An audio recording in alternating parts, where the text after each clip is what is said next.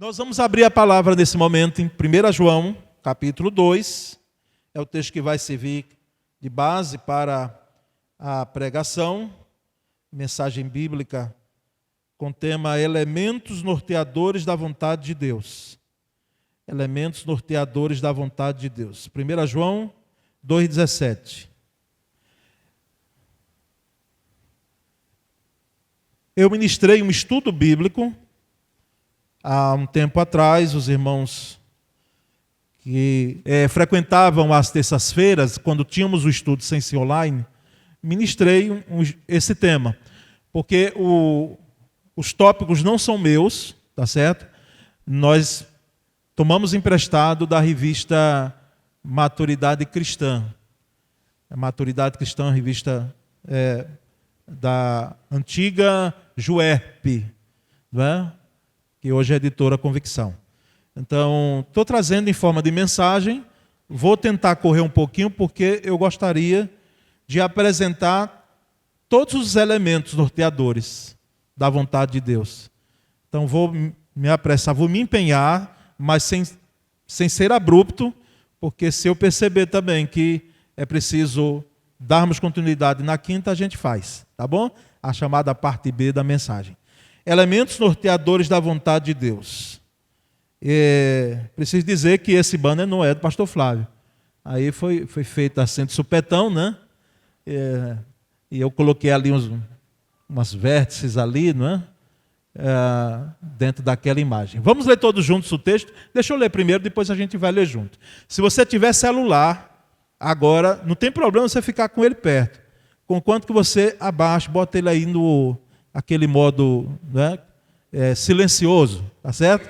Deus não vai falar com você através dele. Se estiver aguardando uma ligação, você bota aí no Vibracal, né? Que aí pode lhe ajudar, se for o caso. Vamos ler juntos. A segunda vez eu lerei primeiro. O mundo e a sua cobiça passam, mas aquele que faz a vontade de Deus permanece para sempre. Vamos dizer juntos? O mundo e a sua cobiça passam, mas aquele que faz a vontade de Deus permanece para sempre. Em outras versões mais antigas, mais clássicas, o mundo e a sua concupiscência, não é? E passam, mas aquele que faz a vontade de Deus permanece para sempre. Coisa boa é fazer a vontade de Deus. Mas as pessoas perguntam muito, qual é a vontade de Deus? Como fazer a vontade de Deus? Será que eu estou fazendo a vontade de Deus? Será que isso é da vontade de Deus? Você já fez essa pergunta? Creio que todos nós já fizemos, não é? Então, nós vamos colocar duas considerações, irmãos, porque não trataremos sobre esses dois temas, e são dois elementos que nós precisamos ver com cuidado, tá certo? Porque, embora eles são bíblicos, em episódios bíblicos, nas narrativas bíblicas, eles não são elementos norteadores em potencial quando temos a palavra revelada em nossas mãos para que nós possamos nos firmar, tá certo? O primeiro deles são os sonhos e vontade de Deus. Às vezes a gente sonha, não é? E aí a gente fica, meu Deus, que sonho é esse? Pode ser, irmãos, como aconteceu tanto na antiga aliança, não é? Como na nova aliança lá, os pais de Jesus, o pai de Jesus teve José, não é? O sonho avisado por Deus. Pode ocorrer.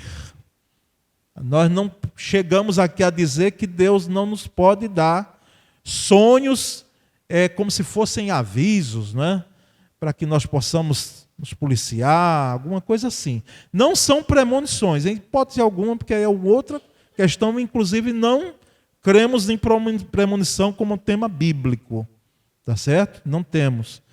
Mas os sonhos, irmãos, na sua grande maioria, são frutos do que os psicólogos chamam de reminiscências. São frutos da nossa vivência no dia a dia, de eventos passados, de eventos presentes, não é? Eu estava até compartilhando com o sonho em casa, eu digo, eu estou sonhando com gente que eu nunca vi em minha vida. Eu em um local, sei que é gente crente, mas eu nunca vi aquele povo, não é? E aí a gente sonha e às vezes, como Nabucodonosor, quer ter a interpretação do sonho. Irmãos, se sonhou e Deus não lhe falou nada, então esqueça, tá certo? Porque nós não seguimos por sonhos. Não vamos esperar um sonho para que a gente possa fazer o que nós entendemos que é vontade de Deus, tá certo? Então, veja bem, eu não estou dizendo que Deus não pode nos dar um sonho com um objetivo.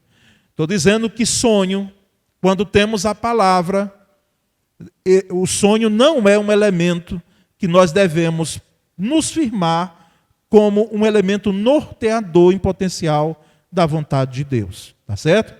Né? Você dizer todos os sonhos, não. Alguns sonhos. Pode ser específicos, certo? Assim como temos também os sinais específicos. O que é que nós chamamos de sinais específicos? É aquilo que Gideão fez, não é? Gideão colocou a lã, não é? Não foi Gideão? Colocou lá e disse, olha, Senhor, eu sei que o Senhor...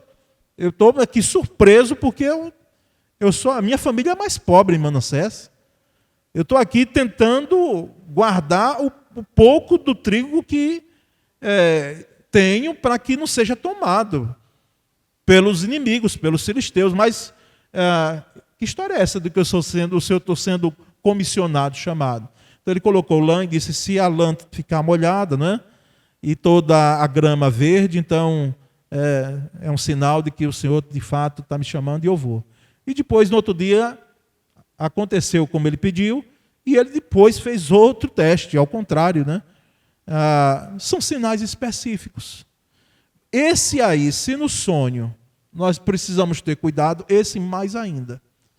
Porque é possível que alguém diz, olha, eu vou entender que é vontade de Deus se acontecer tal coisa. Se alguém chegar para mim e me falar alguma palavra. Se entoar um cântico, aquele cântico. Então, cuidado, irmãos, com sinais específicos. Se eu ver um facho de luz ali, se eu ver um anjo, tá certo? Eu creio em visão, viu? Eu sou pastor batista, mas eu creio que Deus, na sua soberania e graça, pode nunca, aliás, não posso dizer nunca, porque tive um único em minha vida, aos 6 anos de idade, que eu já falei aqui numa pregação. Mas sinais específicos não são elementos norteadores, não é um elemento norteador que eu devo colocar para saber a vontade de Deus. Tá certo? Isso aí é misticismo, isso aí é superstição. Tem gente que não sai no dia 31 de dezembro com uma roupa a não ser daquela cor branca, não é? E se cruzar com... Enfim, eu não vou aqui perder o tempo precioso da mensagem dizendo que existe superstição e que às vezes, quem sabe, um crente mais fraco na fé, precisando de doutrina, ele, vez por outra, está lá, não é, olhando. Uma dessas congregações que eu passei, alguém chegou e disse, pastor, é impressionante, não é? Eu estava lendo o horóscopo, a revista, e não é que fala algumas coisas que parecem que comigo, que eu estou passando. Eu digo, em nome de Jesus, você vai parar de ler. Porque aquilo ali, embora se tenha como ciência, porque a astronomia é uma coisa. Astronomia é ciência. Agora, astrologia, então, para de ler, irmã. Mas está lendo errado. Vai ler a Bíblia, vai ler a palavra. Tá certo, irmãos? Então, essas duas considerações, para que você não fique querendo caminhar, procurando saber a vontade de Deus por sonhos, né, e por sinais específicos. Aí nós vamos ao primeiro elemento norteador da vontade de Deus, que é a comunhão com Deus. Comunhão com Deus. 1 Coríntios 1:9, eu vou pedir que alguém leia, não é, nesse momento. Lá no domingo, às vezes a gente lê todos juntos, né? Alguém leia, e aqui o ambiente é menor, dá para ouvir direitinho. Qualquer um. Deus, qual chamou a comunhão com seu Filho Jesus Cristo, nosso Senhor. Pronto. Fiel é Deus, o qual nos chamou para o quê? Para a comunhão com quem? Com seu Filho, Jesus Cristo, nosso Senhor. Deus nos chamou para a comunhão. Então, nós temos o elemento norteador da comunhão com Deus. E o que é comunhão com Deus? Comunhão com Deus, nós precisamos entender que é mais do que petição. A oração petitória. Alguém orar pedindo, Senhor, olha, eu te peço por isso, eu te peço por aquilo. Se não há problema algum de você continuar pedindo. Ore mesmo pedindo, porque Jesus disse que é para nós pedirmos. Pedir e dar-se-vos-á. Só que comunhão com Deus não é só oração de pedido. Não é uma oração petitória. Comunhão com Deus, às vezes, você precisa, e Senhor, ajuda-nos a chegar, na maioria das vezes assim, sem pedir nada. Embora devemos pedir, mas sem pedir nada, de forma despretensiosa. Chegar diante de Deus para adorá-lo, para louvá-lo, para ter comunhão. Não é? Os nossos filhos, para quem pai e mãe aqui sabe, e alguns já cresceram, né? Que tem uns vovôs aqui, eles têm uma habilidade enorme quando querem conseguir algumas coisas, não é? Às vezes o filho vai, pede a mãe fala com o pai. E aí pronto. Falou para a mãe, está ganho. Que a mãe tem a habilidade de falar com o pai. Ou às vezes a filha vem, não é? E vai dar aquele abraço no pai, e depois aí ela pede. Depois que ela já conquistou com aquele abraço, enfim. São meios que um adolescente ou um junior tem, não é? Para fazer. Mas nós sabemos da importância quando nós chegamos diante de Deus e usufruímos, queremos só estar na presença de Deus pelo que Ele é, e não pelo que Ele faz, pelo que Ele é. É aquele tipo de gente, conhece gente que parece que gosta do outro e está com o outro, quase que imbricado, porque o outro, não é alguém que pode dar suporte, é alguém importante, é alguém, não é nem amizade, porque a amizade é boa, mas às vezes uma aproximação interesseira. Eu, há tempos atrás, lá no seminário, eu via dos professores dizendo, olha, você vai ser pastor? Procure tratar todos os membros da sua igreja, todas as ovelhas que o Senhor lhe confiou, assim, da mesma forma. Esse negócio de pastor estar com um grupinho, sabe? E pode ter pessoas mais próximas, porque Jesus teve os 4, mas Jesus cuidou de todos os apóstolos. Então eu não tenho, particularmente, e nenhum pastor deve ter, um grupo específico de gente que eu goste mais e que eu fico ali, né, cima e baixo, e todo dia, com aquele imbricamento que é ruim. Então, às vezes é interesseiro e é doentio. No nosso caso, com Deus, nós devemos entender comunhão com Deus muito mais do que a petição a Deus.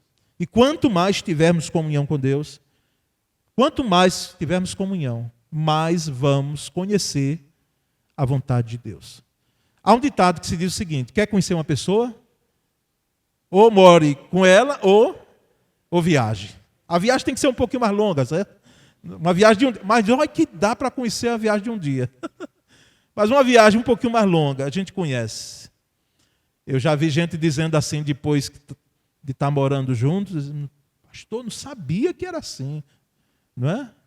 Não sabia, eu digo, não, eu acredito. Porque é morando mesmo, é convivendo que nós conhecemos uns aos outros. É tendo comunhão com Deus que nós conhecemos a Deus. E Deus tendo comunhão conosco. Não é? Então esse é o primeiro elemento norteador da vontade de Deus. Quer um elemento, quer saber qual é a vontade de Deus? Então procure ter comunhão com Deus. Segundo elemento é a orientação do Espírito Santo. Orientação do Espírito Santo. Outro irmão, outra irmã, pode ler esse texto aí. Pode ir. Pois tu és meu Deus, e o teu bondoso Espírito me conduza ao perfeito plano. Olha aí, ensina-me a fazer a tua vontade. Ensina-me. Tu és o meu Deus, que o teu bondoso Espírito me conduza. O Espírito conduz em terreno plano, ou seja, a ideia aqui é o Espírito não é fazendo o crente de um robô, não é algo automatizado, mas é o Espírito Santo orientando, é o Espírito Santo, inclusive, dando ordens.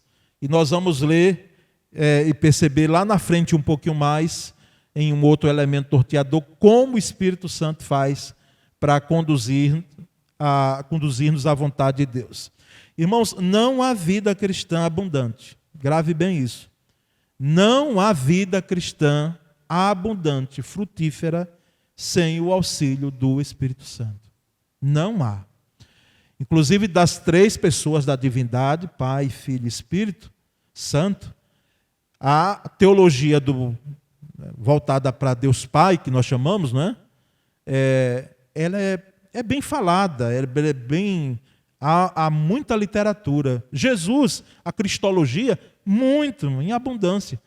Mas do Espírito Santo se tem, mas é a pessoa da divindade que parece que tem causado, no entendimento de alguns da igreja, como se fosse uma bagunça, às vezes, teológica, um desconhecimento das verdades bíblicas.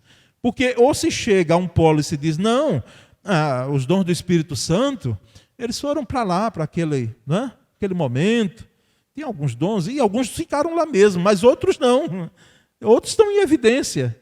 Então, se nega a ação, às vezes, se limita a ação do Espírito Santo, mas hoje, outros, em outro polo, colocam o Espírito Santo como tudo. E nós temos como que uma dificuldade na igreja até hoje, irmãos, de lidarmos com as questões de orientação do Espírito Santo. Eu digo nós, em termos de igreja evangélica, porque aquele crente que conhece a ação do Espírito Santo, ele sabe que o Espírito Santo é um elemento norteador da vontade de Deus. Quando há oração, irmãos, e consagração, em busca da vontade de Deus, o Espírito Santo orienta. Quando há consagração e quando há busca, tá certo? Da vontade de Deus, o Espírito Santo, ele vai orientar. Há um terceiro elemento, que é a iluminação da palavra de Deus. Então, assim, só recapitulando, não é? O primeiro deles foi o quê? Comunhão com Deus. O segundo, orientação do Espírito. O terceiro, iluminação da palavra de Deus. Alguém pode ler esse texto? A tua palavra é lâmpada nos meus passos e luz que clareia. Isso. Aí está numa versão, não é? A clássica, nós sabemos de cor salteado, né? Lâmpada para os meus pés e a tua palavra, e luz para os meus caminhos. Oramos de acordo com a vontade de Deus, quando nós oramos a partir dos princípios revelados por Deus na palavra dele. Você quer ter orações respondidas por Deus em abundância, em profusão? Leia de acordo com os princípios da palavra. Porque quem ler a palavra de Deus sabe como colocar uma oração diante de Deus. Inclusive, alguém estava até me perguntando, num tempo desse aí, uns dias atrás, pastor, qual a importância da oração? Que se Deus já sabe tudo. Ele já sabe tudo. Se eu não pedir, ele já sabe. Eu disse, não, existe uma importância. E a Bíblia traz a importância da oração. A oração não é para eu dizer a Deus, ou lembrar a Deus o que ele tem que fazer, ou eu preciso. Não. Oração não é para isso. Oração é uma ferramenta, dentre outros elementos, do exercício da minha fé. Quando eu oro, eu estou dizendo, Senhor, eu creio que pode acontecer. Então, a iluminação da palavra de Deus, ela faz com que eu ore, quando eu tenho conhecimento da palavra, eu ore de forma sadia. Eu faça orações sadias. Eu faça orações alinhadas com a palavra. O cristão que não busca conhecer a palavra de Deus, ele está propenso a orar fora da vontade de Deus. Por quê? Porque não conhece a vontade de Deus expressa nos princípios da palavra. Tá certo? Nós vamos um pouco mais adiante clarear isso. Quando lemos a palavra, para sabermos a vontade de Deus, verifique se a palavra de Deus fala direto ou indiretamente sobre o assunto. Por exemplo, tabagismo, fumo. Não tem um versículo na Bíblia que trate sobre fumo. Então, diretamente não. Não é? Até hoje é fruto de comentários. Por que aqui não tem? Nós sabemos que a bebida, ela alcoólica, né, ela fermentada, ela está lá desde Noé. Não é? Pelo menos desde Noé, que a gente tem um registro que Noé colocou naquela arca lá, e quando ele saiu, ele plantou a uva, não é? Mas não é desde Noé, é desde lá, de Adão, porque no Éden já tinha, não é? A videira. Mas nós sabemos que é errado nós podemos fazer uso do tabagismo. Por quê? Porque indiretamente ou diretamente a palavra de Deus diz que o meu corpo é templo do Espírito Santo. E isso vale para alguns alimentos. Eu não tenho muita autoridade para falar esse negócio. Porque algumas coisas lá de casa foram tiradas. Né? Se você está tomando, meu irmão, não estou lhe criticando não, viu? Estou dizendo uma experiência aqui para o pessoal me permite. Por exemplo, refrigerante não entra lá em casa. Não entra. Um dia minha filha, que está aqui, né, chegou, foi feita lá uma experiência na escola. Pai, a Coca-Cola. Eu tomava Coca-Cola, estou até fazendo propaganda já, né? Não é bom. Mas eu tomava refrigerante como água. Não entra mais. Se eu for para a sua casa, não se escandalize, porque se tiver refrigerante lá, pode ser que eu dê né? Toma um pouquinho para matar um pouco a saudade, mas já não entra mais com aquele sabor de antes. Né? Então, e assim vai para outras comidas, outros alimentos, né? Que a gente sabe também que prejudica o templo do Espírito Santo. Mas o tabagismo eu fico admirado, porque um dia desse eu fui a uma padaria aqui próximo, estava lá, o local onde coloca aquelas carteiras de cigarro, tinha uma caveira, tinha uma menina assim tossindo, e tinha dizendo que índices lá de morte, e que inclusive se alguém fumar num ambiente, prejudica os outros, mas as pessoas continuam fumando. Por quê? Porque a própria nicotina e dentre outros, não é, elementos químicos dali causa dependência. Então, alguém chega e diz, não, mas não fala de tabagismo na Bíblia, não está ali, então eu vou fazer uso. Indiretamente está lá escrito. Então, a palavra de Deus, eu estou só usando esse exemplo para dizer que a palavra de Deus, ela é um elemento norteador para a vontade de Deus. E aí nós vamos para um quarto, que é a oração suplicante. A oração feita com súplicas. Filipenses 4,6, alguém pode ler.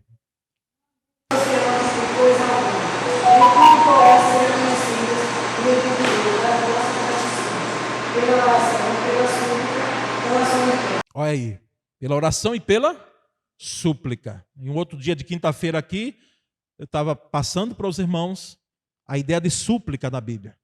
Por que oração? Oração não é uma súplica? E súplica não pode ser uma oração? Não são sinônimos? A ideia de súplica, súplica é uma oração. Agora, a ideia de súplica é uma oração tipo de clamor. É uma oração dentro de um contexto de emergência. É um grito de socorro. Não é uma oração feita ali de forma mecânica. Não estou dizendo que a oração feita diariamente e costumeiramente, como às vezes nós fazemos nas refeições, elas são mecânicas. Não é isso. Estou dizendo que súplica é algo mais. Súplica, oração suplicante, às vezes ela é feita com lágrimas, como Ana fez. Só balbuciava, mas ali ela chorava diante de Deus, ali ela derramava o coração diante do Senhor. E nós percebemos que nós devemos pedir, sim, buscar, bater, orar, como diz lá em Mateus 7,7, sempre em nome de Jesus, não é? Não como uma fórmula, mas sabendo que a oração feita lá no Pai Nosso, o modelo é esse, mas Deus não será coagido pelos nossos argumentos humanos. Olha, Senhor, te peço isso, estou pedindo porque o Senhor sabe, vai ser o melhor para mim. Vai ser o melhor para mim, eu quero. E Deus, por misericórdia, não atende algumas orações nossas. Porque se fosse atender, seria uma tragédia, quem sabe, para nós, porque muitas vezes nós não sabemos o que nós pedimos. Como a Tiago não alisou, ou Tiago direto, ele disse, muitas vezes nós pedimos para os nossos próprios deleites. Então, a oração suplicante, nós não devemos perder tempo argumentando com Deus que Ele tem que atender a oração que eu estou fazendo. Por isso que faz muito bem quando alguém ora, e Jesus nos ensinou isso. Senhor, seja feita a tua vontade. Eu estou pedindo, mas seja feita a tua vontade. E cuidado quando for realizado, porque às vezes a gente pede, vem a realização de uma forma e diz, não, isso aí não é a vontade de Deus. Ou às vezes as coisas ocorrem e a gente quer atribuir como se fosse vontade de Deus e não foi. Não foi vontade de Deus. Uma vez alguém perguntou para mim qual era a vontade de Deus quando um jovem morre de overdose, na sua dependência química profunda. Qual é a vontade de Deus? Eu digo, não houve vontade de Deus coisa nenhuma. Lamentavelmente houve uma tragédia, uma escolha, um caminho, porque a Bíblia diz que Deus não tem prazer nisso. Às vezes a gente quer, e eu entendo a soberania de Deus, veja bem, eu não estou aqui tolhendo quem sou eu, mas estou dizendo que às vezes a gente pede algumas coisas, faz algumas coisas, e a gente quer atribuir a vontade de Deus.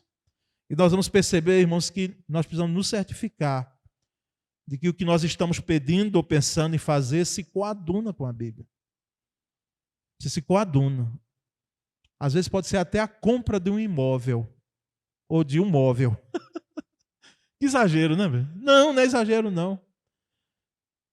A venda de uma casa, de um apartamento, um casamento, um noivado, um namoro, receber alguém em nossa casa, dar acesso à nossa casa a uma diarista, a funcionários na sua empresa, com quem você faz uma associação em uma empresa. Nós precisamos ver e pedir ao Senhor que nos oriente. E lá em Provérbios, inclusive, tem preceitos claros em relação à vontade de Deus. Certifique-se de que o que você está pedindo ou pensando em fazer irá glorificar a Deus. Glorificar a Deus. Que pode ser o que você está pedindo e você está querendo fazer, vai glorificar a você. E a Bíblia diz que Deus não divide a glória dele com ninguém. Então, é preciso nós entendermos que o que Deus nos concede é para a glória dele e para a edificação da igreja. Olha que coisa. O que você está pedindo, o que você está colocando, o que você quer saber, se é da vontade de Deus, vai ajudar você a crescer espiritualmente? Ou vai ajudá-lo a atrofiá-lo? Olha, irmãos, eu confesso, irmãos, que às vezes eu já orei por algumas situações que eu disse, meu Deus, se eu soubesse não tinha orado. Vou exemplificar rapidamente. Alguém pede trabalho. Olha, pastor, ora e pede a igreja. A gente ora. Pede o trabalho. O trabalho vem. Mas a pessoa não sabe lidar com o trabalho. Ela faz do trabalho Deus. E ela começa a perder os momentos de comunhão com Deus e com os irmãos na igreja. E ela começa a argumentar, não, mas eu tenho trabalhado tanto, eu tenho direito de folga. E tem mesmo.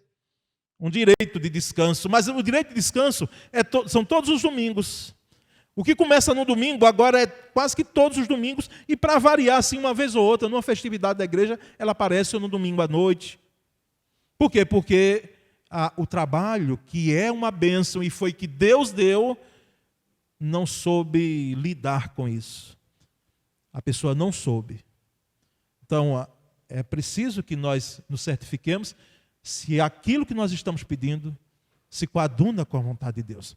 Mas nós vamos adiante, já estamos dando os contornos finais, viu? Ouvir a opinião de pais e líderes. Efésios 6:1, alguém pode ler, por gentileza. Vós, filhos, sede obedientes aos vossos pais no Senhor, porque isto é justo. Olha aí. apóstolo Paulo escrevendo aos Efésios, diz claramente isso sobre os filhos, e também Hebreus, escritor aos Hebreus 13:17. Alguém pode ler? Pastores, irmãos, E sujeitai-vos a eles, porque velam por vossas almas, como aqueles que hão de dar conta delas, para que o façam com alegria e não gemendo, porque isso não vos seria útil. É o que diz o escritor aos Hebreus capítulo 13, no versículo 17. Irmãos, quando em exercício justo da paternidade, pai, mãe, da liderança, pastores, líderes, devem ser ouvidos sobre assuntos da nossa vida, quando em exercício justo. Ou seja, quando o apóstolo Paulo diz aos Efésios, filhos, obedecei aos vossos pais no Senhor. Ou seja, quando há o exercício correto da paternidade e da maternidade, porque pode ser que algum pai e mãe, por mais estranho que pareça, esquisito, pode dar alguma, ou querer que se faça algo que aquele filho ali não tem como fazer. Por exemplo, eu lembro de gente, não é, que foi colocado contra a parede, e eu vivi esse contexto muito perto, dizendo, olha, você quebrou com a tradição da nossa família. Então, ou você deixa isso que você abraçou, o cristianismo, ou você não vai ser bem vista na família. Eu lembro que em situações diversas de irmãos lidavam com isso. E a vontade do pai, a vontade, a mãe, acontece, mas muitas vezes do pai não era feita por quê? Porque primeiro Jesus. Primeiro abraçar o Cristo. Primeiro seguir a Cristo. E em relação à liderança, né, o exercício correto da liderança. Homens e mulheres que falam com a própria vida. E que expressam o cuidado com a ovelha. E não faz do crente, que é a ovelha de Cristo, um dependente das suas opiniões. Porque nós sabemos que temos líderes hoje, infelizmente, no seio da igreja, que querem fazer com que os crentes sejam dependentes da opinião dele. Deus não nos colocou para isso. Nós pregamos, nós orientamos, nós procuramos dar alimento, mas que cada crente, inclusive um princípio batista do sacerdócio de cada crente, não é? Desenvolver a sua espiritualidade sem estar agregado, dependente de algum outro líder. Há filhos e crentes que desconsideram as opiniões de seus pais e pastores. E geralmente acabam tendo um prejuízo enorme em suas vidas. Há filhos que não ouvem, nem sequer ouvem a opinião de pai e mãe.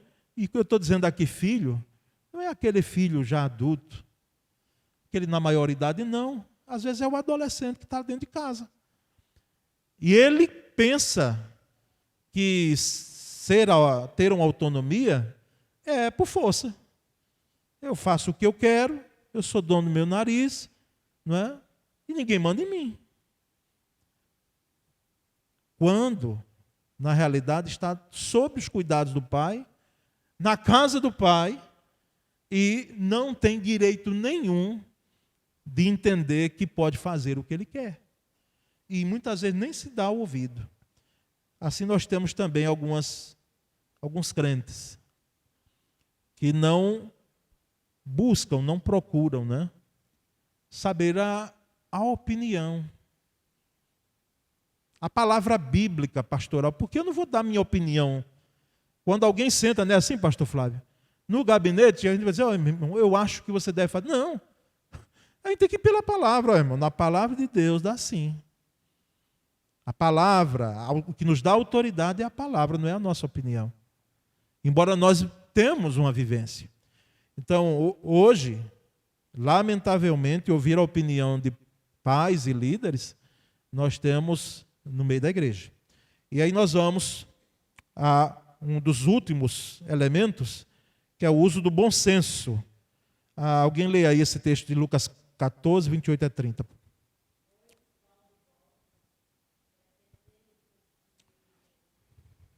Se assenta primeiro para calcar a despesa e verificar se tem os meios para concluir.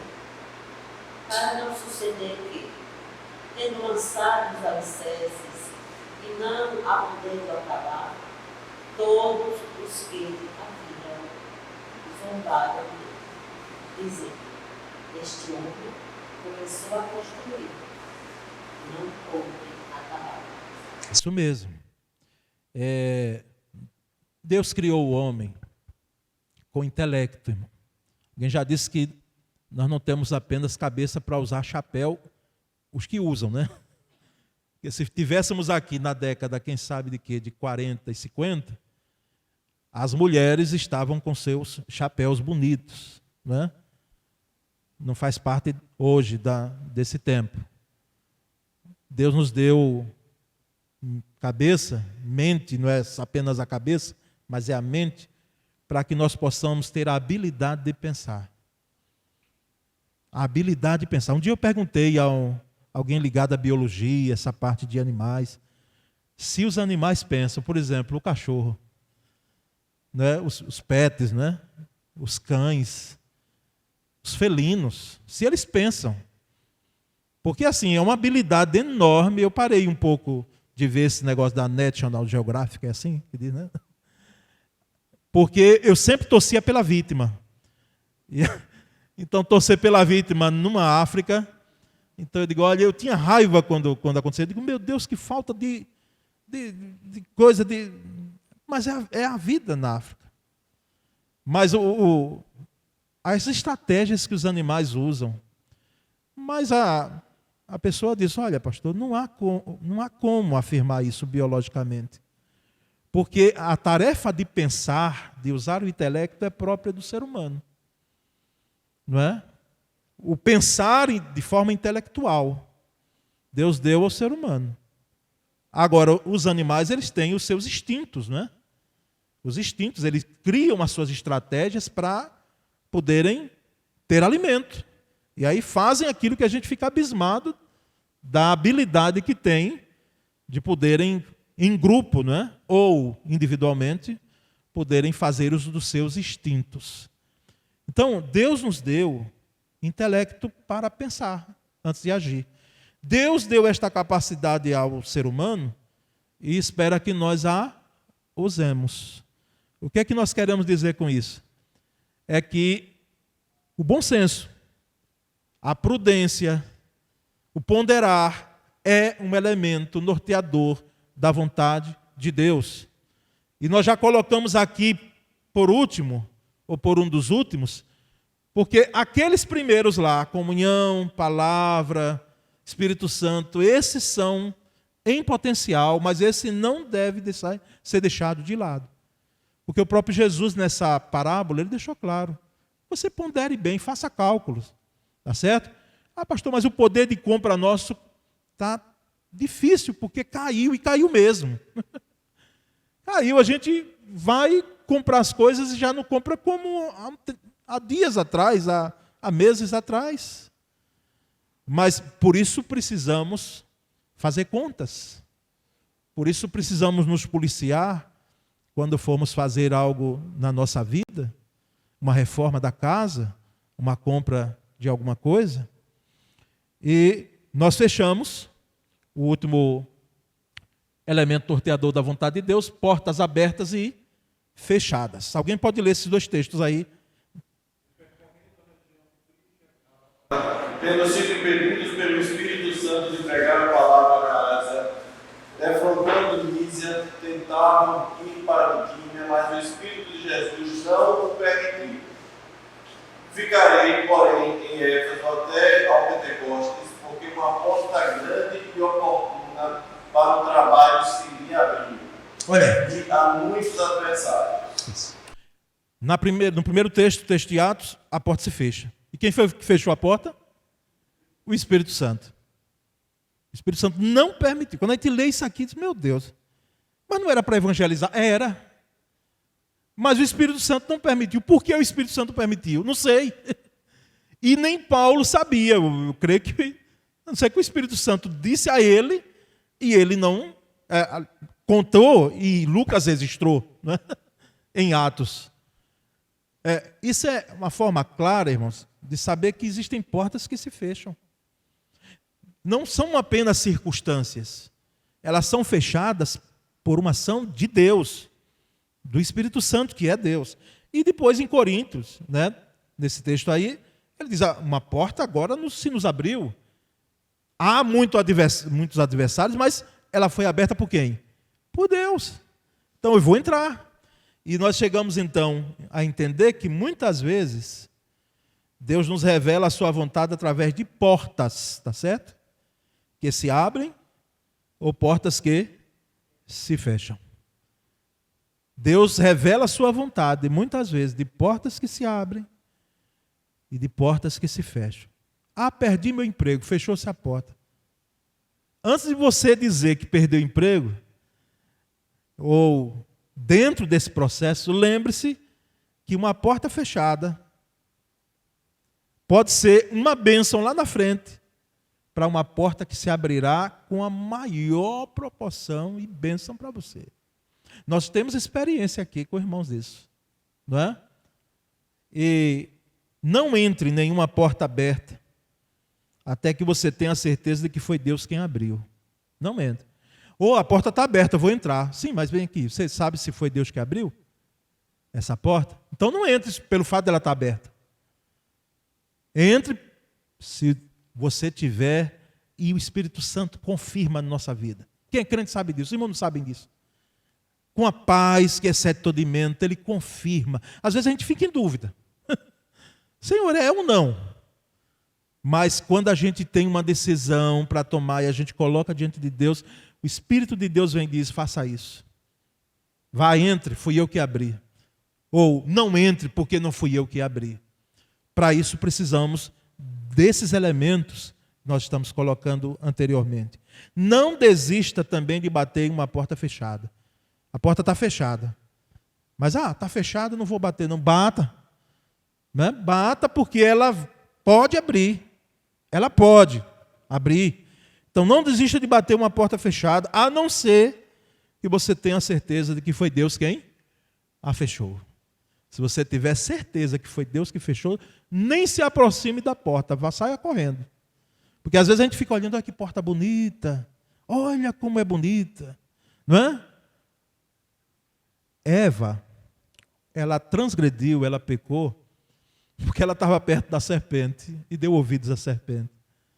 E quando foi apresentado o fruto, ela chegou, acho que chegou, a visão que eu tenho é que ela chegou mais perto, tanto é que pegou. Então, foi Deus que fechou? Não tente, não insista. A não ser que você queira desgastes, frustrações, decepções, mais na sua vida. Então, esses elementos, irmãos, nós queremos deixar aqui com cada um de nós, para que eles sejam, de fato, elementos, e são elementos norteadores. E aí nós vamos ter o que nós chamamos de sucesso na vida cristã, não é? Que é mais do que sucesso, dinheiro, não é? É termos ações bem-sucedidas em nossa vida. Eu vou compartilhar com os irmãos que estão no grupo de aviso da igreja, tá certo? E vou botar nos grupos que eu estou participando esse esboço. Vou colocar o esboço completo, que aqui está só as partes, né? Fundamentais, mas vou colocar os comentários que eu também ali enxertei. Quero orar com os irmãos, antes de darmos o encerramento desse culto. Você tem procurado a vontade de Deus. Eu não tenho dúvida de que todo crente, ele pergunta, Senhor, qual é a tua vontade nisso? Mas quem sabe você desprezou ou tem desprezado esses elementos. E aí, por isso, não tem conseguido. Então, faça uso deles. Faça uso deles. Ore agora e diga: Senhor, eu aqui estou e me comprometo a observar esses elementos como bússola, tê-los como bússola em minha vida. Ore ao Senhor agora. Pai bendito, exaltado é teu nome nessa noite.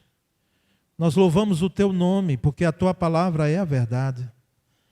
Através da tua palavra, sendo explanada com fidelidade, e foi o meu empenho, procurar ser fiel à palavra, ela traz saúde para a nossa vida cristã, ela traz vida. Portanto, Senhor, ajuda-nos não apenas a saber a tua vontade, mas a cumprir a tua vontade em nossas vidas. Porque muita gente, quando sabe a vontade do Senhor, corre. Mas nós temos o desejo de conhecer a vontade e de cumprir a vontade, mesmo que ela implique uma cruz, uma renúncia. Oh, Senhor, muito obrigado pelo privilégio de expor a tua palavra, e que ninguém nessa noite aqui saia com fome da palavra, mas sacia o teu povo, alerta o teu povo, exorta o teu povo, continua com o teu Espírito Santo, fazendo com que essa mensagem fique ecoando em nossos corações. Nós já te agradecemos em nome de Jesus. Amém.